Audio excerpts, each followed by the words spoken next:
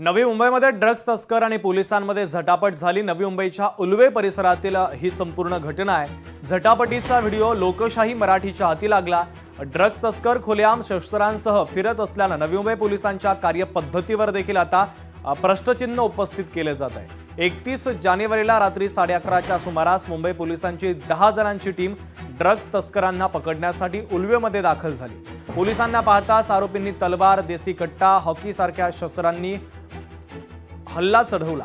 एका खबऱ्याच्या डोक्यावर तलवारीने वार करण्यात आला तर दुसऱ्याच्या छातीवर बंदूक रोखण्यात आली।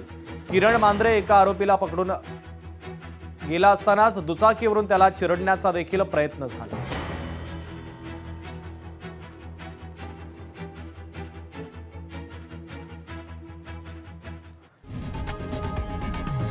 लोकशाही मराठी ऐका, पहा, जागरूक रहा।